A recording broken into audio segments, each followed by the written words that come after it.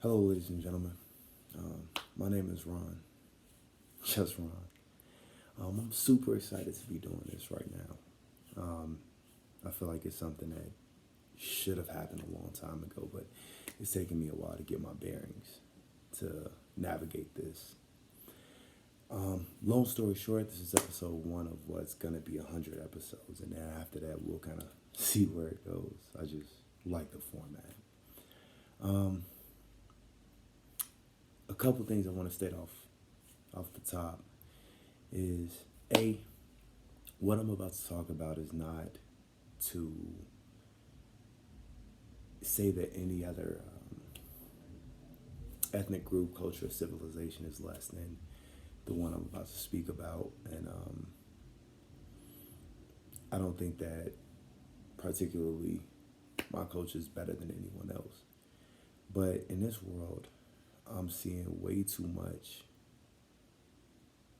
victim level mentality that I kind of feel compelled to say something to my brothers and sisters because I feel like um, we've forgotten a lot of who we are and where we came from.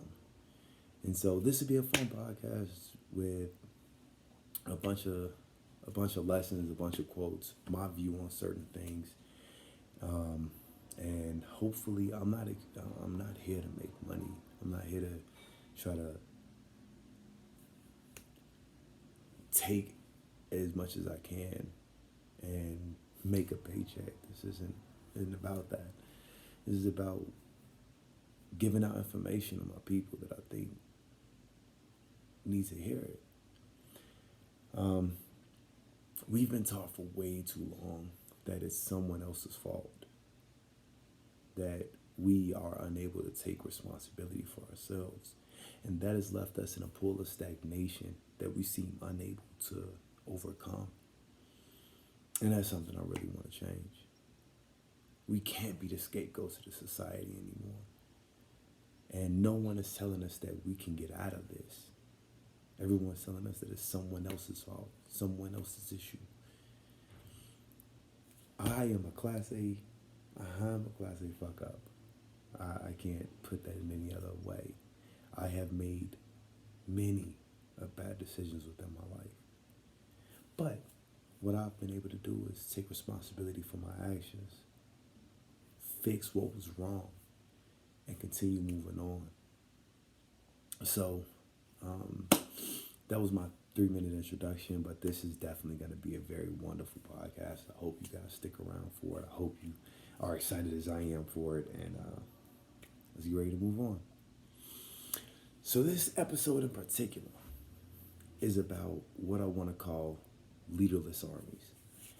And I'm only naming that because that's what I kind of see when I look at the black community as a whole. A bunch of very talented, very capable individuals who for some odd reason can't bind as a whole. And every one of these podcasts, I'm always start off with like a quote. And this is going to be the quote from this one. There was this movie I love, it's The Patriot. And Lieutenant General Cornwallis was talking to Mel Gibson, who was playing Benjamin Martin. And he looks at the colonel after his men get kidnapped, and they're having a conversation. Lieutenant General Cornwallis talks to him and he says, Colonel, imagine the utter chaos that will follow from leaderless armies having at each other. There must be gentlemen to lead, to command, lead, and where necessary, restrain their men. Now, I go on to use this quote because this is what I feel like when I see my people as a whole. We have a ton of people to lean into to show us that things are not what they seem. We are not held to a level of stagnation, and we are not held to the choices of our fathers and mothers. We're not held to the decisions of the society around us, be it systemic racism, be it the slavery, whatever you want to call it, what we need is, what we have is an ability to escape these things. But we have no person, no group of people that really want to lead us into how to do that. And it sucks because if we look at history, the last few people that were leaders for the black community advancing themselves, they died. Look at Martin Luther King, a civil rights activist. He made so many changes for us, and he made so many sacrifices that we may benefit, organizing a group of people to a common cause. He was a great example of what could happen if we all collectively got together in pursuit of what we were looking for. Got assassinated. Malcolm X, another person, a little more violent than Martin, to be exact, but the man put us in a position where we felt compelled and we felt empowered to defend ourselves and what we believed in, because not only was it right, but it was just. He died. We can read countless articles on the Black Panthers and their the breakdown of the Black Panthers, and we can kind of see that, yeah, society has not leaned forward to give us leaders. They don't want us to have them and maintain them, because once you give somebody a leader, and you give a group of people with the capability, a leader, to put them in a common direction, the things they can do are endless. But as long as we remain leaderless, we will remain fractured. So all of our energy is going in all these weird places instead of going exactly to where we need it to be. And as long as that continues to happen, we're not gonna progress. And I'm not here to talk bad. I'm really not about certain organizations.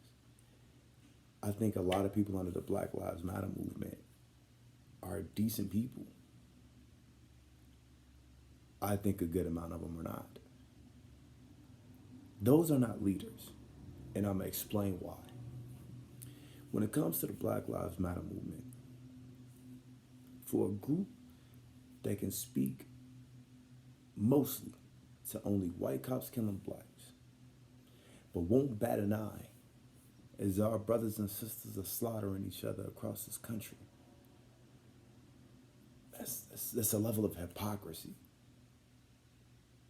Any person telling you that you need to riot or you need to continue to protest for this one injustice when we're doing one to our own people that no one is blinking an eye at, in my opinion, they're wrong. They're so wrong. Because we have the ability to stop what's happening in our own hoods. We have the ability to build up our own communities. And we see little people here and there doing it. But we have to get better at combining all of our efforts. There was a time in the 90s, I feel like some may remember it, where people would proudly stamp outside of that grocery store, that little grocery store, that little beauty salon, that it was a black-owned business. And there was a sense of pride in that.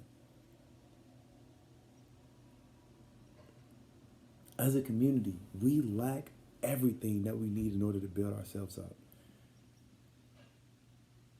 There's a low level of academic education, almost no level of manufacturing, like legitimate manufacturing. We as a community, we lack the skills necessary to build ourselves up, establish an infrastructure within the black community, and continue to keep money rotating through that. And as long as we continue to spend our money on these frivolous things, be it Rams, Jordans, whatever you want to call them, we're going to continue to fall down this hole and stay where we are. But to get back on this topic, we need legitimate leaders in this world. And there's a lot to look forward to. A ton.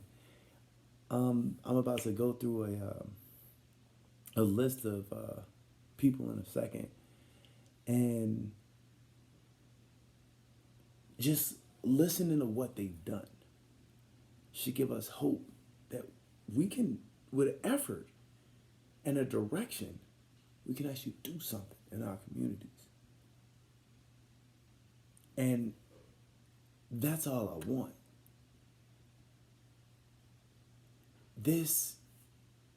Every time we cannot have the situation in which we have no leaders, a bunch of very talented humans, and no direction. It reminds me of like kids in school who are way overeducated, who are smarter than the rest of the class, but the teacher's holding them back for the fact that the slowest kid in the class can't really catch up. So what do these people who find themselves stagnant in school do? They act out because they don't feel like they're bored. They have no direction, and they're way ahead of the curve. We can be that. And all we need after we start getting ourselves ahead of the curve is to establish communities and leaders to take us past it. But with us trying to look for a legitimate leader, I will say that there's something to avoid.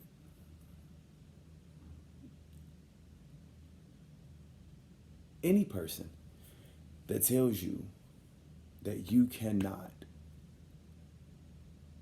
be the person that you need to be, that tells you that because of systemic racism, you that's what's keeping you from your job, because of police brutality,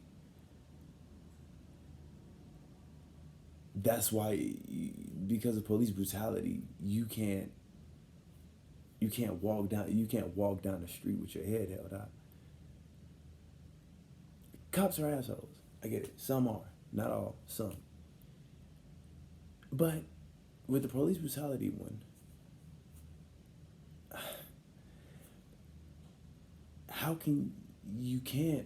it's hard to argue what happens in a situation in which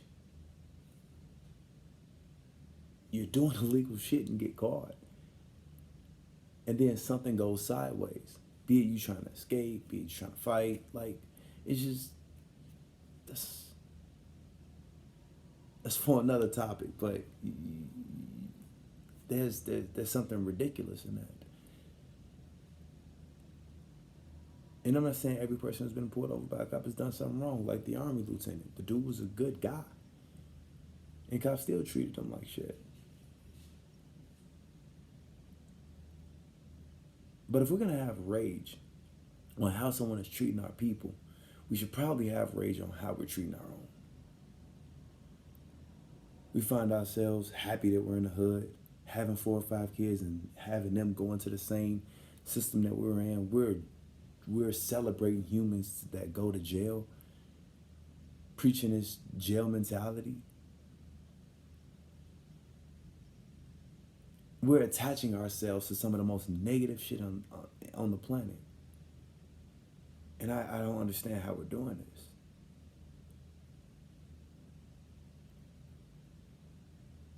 We have to, if you want to feel rage, get enraged when your people are killing one another in Chicago, DC, New York.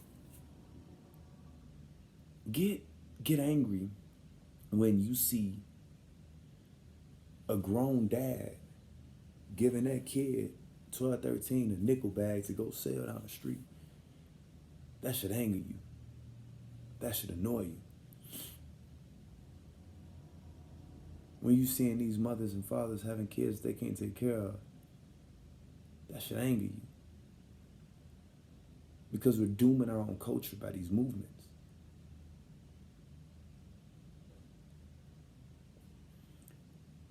We need leaders to lean into, to give us the direction to a better life. But even if we don't have a leader to lead us all as a race, we can establish leaders to lead us all as communities.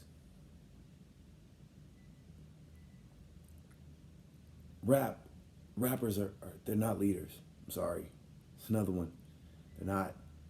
It's entertainment, and I'll speak to that in a little while. Probably a few episodes down the line. They're not. Any person that tells you that you are not responsible for your own circumstance, they're not leaders. Any person that tells you that any person back where you're from that probably tells you that you can't make it out of the hood, they're not leaders. Any person that wants you to join the gang, go to jail, sell drugs, go hustle, go shoot somebody, those are not leaders. I mean, those are about as close as you get to false prophets as possible. The whole point of this podcast, and I'm going to mess it up 100 times before I get better at it, is to bring up the holes that we have and that no one seems to be talking about right now. But I want to start with a quote, and I always want to end with something positive. And the one thing I want to do is end with leaders in their own right that's doing well. And the first shout out I'm going to give is to Mask, the Mothers Against Senseless Killings organization in Chicago, trying to stop just the violence of, trying to stop the violence that's happening in the area, in our more urban areas of Chicago. Huge shout out to those guys and gals. I think they're doing a fantastic job, and I really hope that the two women who were murdered, as far as being part of Mask, I really hope that they find justice soon. So I had to do some digging. Seems like 2.5 seconds there.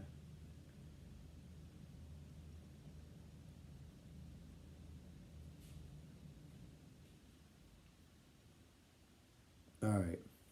So CNBC actually did this article, and they were talking about a lot of black leaders that are kind of coming up in their own right, things that a lot of people, even I, prior to reading this, didn't really know of.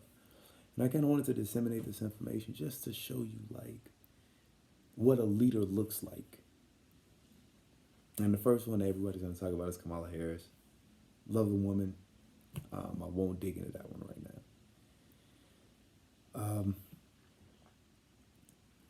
If you look at Rosalind Brewer, she's 58. She's Walgreens' next CEO and the only black woman to currently lead a Fortune 500 firm. This woman has been through a not so insignificant amount of difficulties. And she took the situation that she was in, knew the playing field, and did great things with it. She was, and this is a quote coming off this article, and it was saying, when you're a black woman, you get mistaken a lot. She said during the 2018 speech at her alma mater, you get mistaken as someone who could actually not have that job. Sometimes you're mistaken for kitchen help. Sometimes people assume you're in the wrong place. And all I could think in the back of my head is, no, you're in the wrong place. And the reason I bring her up is because you think about this and what she did. Is it really because, is it because she was black that they thought she was in the wrong place? Or is it because we haven't put out enough people to be in those jobs, that this is an anomaly that no one can handle. But it's possible. All you gotta do is the work to get there. This has nothing to do with sports or rap. But it's a leader that will last very long and will continue. And this is what I mean by what a leader looks like. I'll give you another one.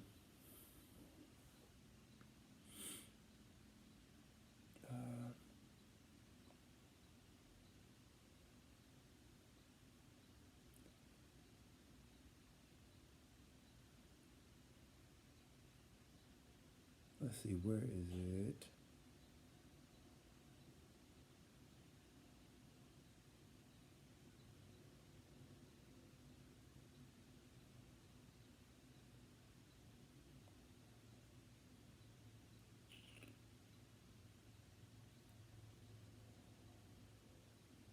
I got one from Chicago, and I got a special place in my heart for that. I'm trying to find out what it is. Here we go. Melody Hobson is she's 51 and she's the first black woman to serve as the chair of the Starbucks board. In December 2020, Melody Hobson, president and CEO of money management firm Ariel Investments, was named the chair of Starbucks board of directors. When she officially steps into the role in March, she will be the first black woman to hold this position. Youngest of 6 children, Hobson was raised by a single mother in Chicago and credits her financially poor upbringing for driving her into the career she's in today. It's no accident I'm in the investment management business because as a child I was so desperate to understand money. And graduated from Princeton, spent other time as a college intern, then decades as the firm's president before being named CEO in 2019. And I'm gonna stop right there because I really want you guys and gals to read into this of who Melody Hobson is. And when I hear that your circumstance, and again, this is another leader that leads by example, not by words, is when I look at somebody like Melody Hobson, it's hard to tell me that your circumstance can dictate where you go in life. There's a quote by Eminem saying that being broke is a poor excuse. And just because you were raised in the hood, just because you're raised in adverse environments, does not mean you can't become something. You want to look at Francis Ngannou. The man was left in the desert to die 3 times before finally making it, being homeless, finding a gym, and becoming the man he is today. That's the power of our culture. That's the power of who we are and the power of the human mind.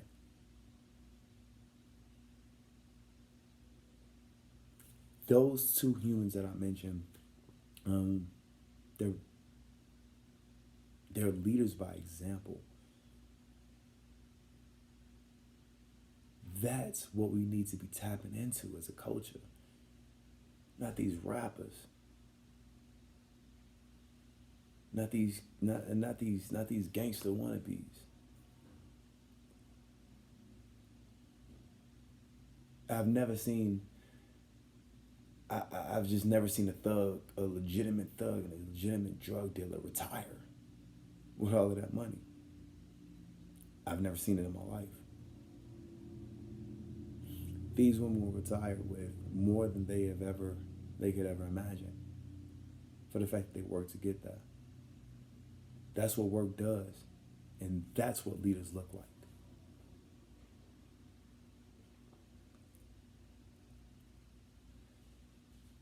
This is the first episode, and I really want, as we continue to go on, I continue to get better at this, I really want you all to tune in and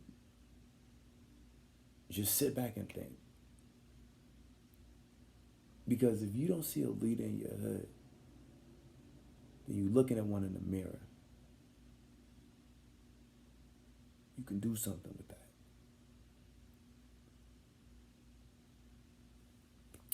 I won't take up any more time. This was fun. This is fun. I'm gonna do it no matter what. I have to. It's imperative that I will. That I do. And I really hope that, by the time I'm done with this, some ideas and opinions start changing about self and about culture. Not anybody else's, yours, your communities. Ladies and gentlemen, name's Ron. It's been fun, and I'll be talking to you guys in the week. Have a good one. Stay safe.